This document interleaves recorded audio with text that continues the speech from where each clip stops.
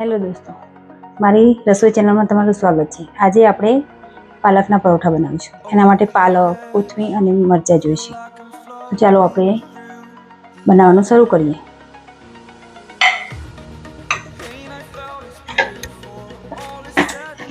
પહેલાં આપણે પાલક ધોઈને લીધો છે, તેને ઝીણું સમારી લઈશું। સમારી અને મિક્સરમાં ક્રશ કરી દઈશું।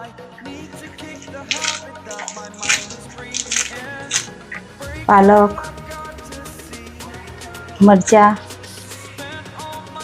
અને કોથમીર બધું મિક્સ કરીને વાટી લઈશું। તો આ પાલકની પ્યુરી વટાઈ ગઈ છે। હવે આપણે લોટ લઈશું। ઘઉંનો એક બાઉલ લોટ લઈશું।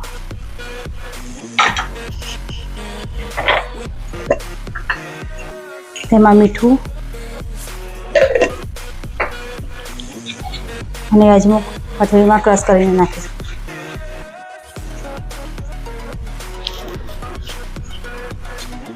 અને 1 ટેબલ સ્પૂન જેટલું ઓઇલ નાખીશું।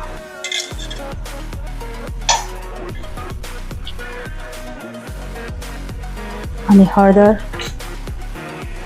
ધાણા જીરું,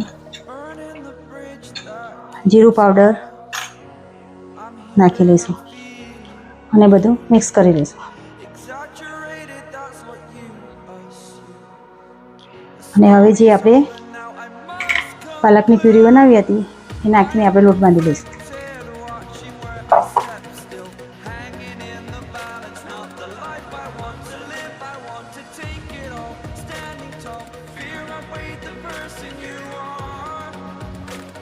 જો આપણો લોટ બંધાઈ ગયો છે,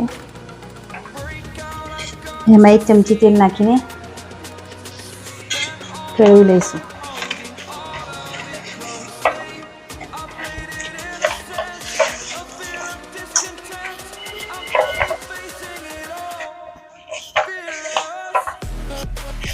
આને આપણે 10 મિનિટ રેસ્ટ આપીશું। 10 મિનિટ થઈ ગઈ છે। હવે આપણે એમાંથી પરોઠા બનાવી લઈશું। એમાંથી આપણે લુઆ બનાવી લઈશું, નાના નાના।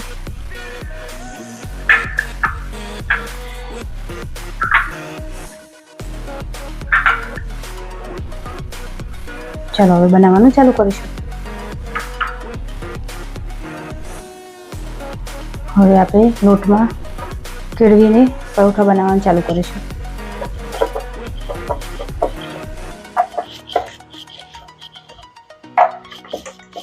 પાલક બાળકો ખાતા ના હોય તો આવી રીતે આપણે પરોઠો બનાવીએ છીએ તો બાળકોને ભાવે છે અને કલરફુલ જોઈને બાળકો પાલક પણ ખાય છે।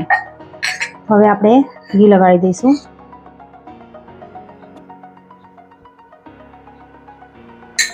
અને પછી કોરો લોટ થોડો સ્પ્રિંકલ કરી દઈશું।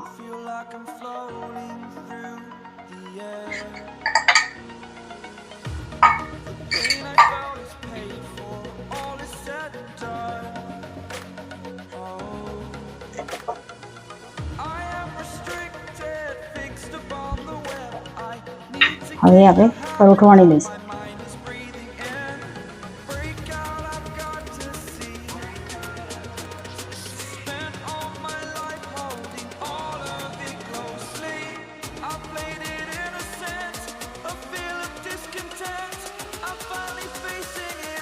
જો આપણો પરોઠો વણાઈ ગયો છે, હવે આપણે એને શેકી લઈશું।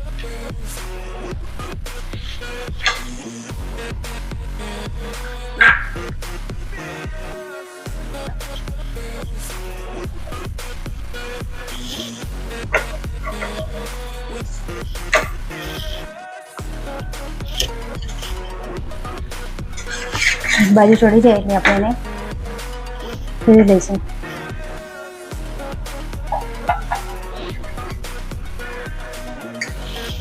અને ઘી લગાડી દઈશું અને ધીમા તાપે ચડવીશું આને।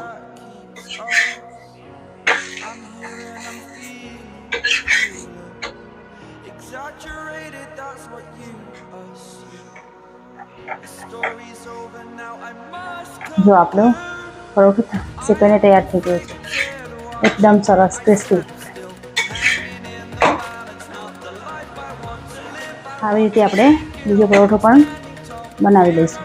આપણા પરોઠા તૈયાર છે. હવે એને આપણે સર્વ કરી દઈએ. આ હોમમેડ માખણ સાથે આપણે પાલક પરોઠા સર્વ કર્યા છે. તમે આની સાથે દહીં પણ ખાઈ શકો છો. અથાણું પણ સારું લાગે છે. અને તમને જો આ મારી રેસીપી ગમી હોય તો મારી ચેનલને લાઇક, શેર અને સબસ્ક્રાઈબ કરવાનું ભૂલશો નહીં.